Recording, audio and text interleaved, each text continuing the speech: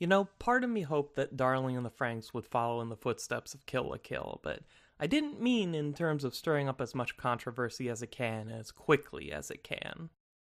Darling in the Franxx is a show from Studio Trigger and A1 Pictures where pairs of people pilot giant mechs just like in Pacific Rim, except they control the robot like this.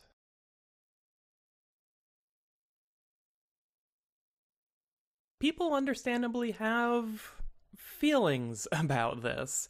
Some just turning their nose up at what they view as cheap fan service, while others call it repulsive smut. All the hyperbolic things you would expect, with the occasional questioning of whether or not the show is taking a stand on the validity of LGBTQ relationships, as it continuously stresses the idea of the perfect union being a man and a woman. All of which is worth talking about, but frankly it's super early, and there isn't much in-depth analysis to be had yet.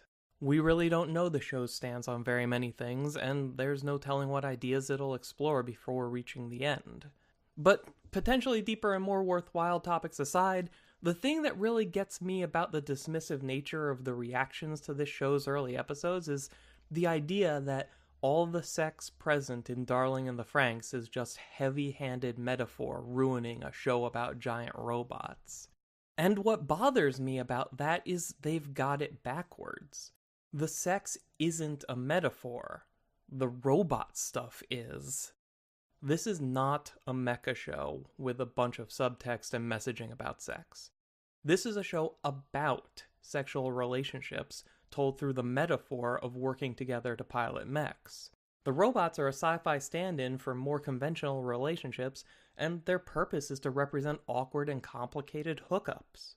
So far, this show was about mechs about as much as Gamers was about video games. And maybe that's not your thing. Maybe it's not for you, and that's cool. It might not be for me either. I don't know, it's still really early. This show's going to have 24 episodes, and at the time of this recording, there have only been 3. That's why I'm not going to get into any of the particulars of the story or the characters or the world, because there really wouldn't be much point right now.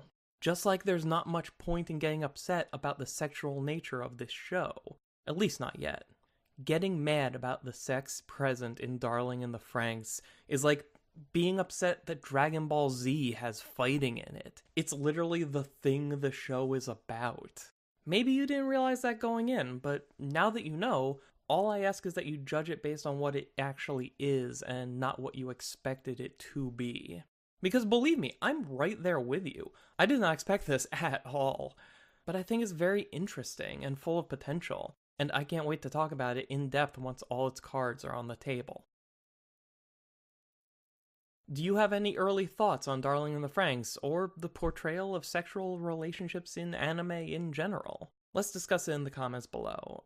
Thank you all for watching. I'll talk to you again soon.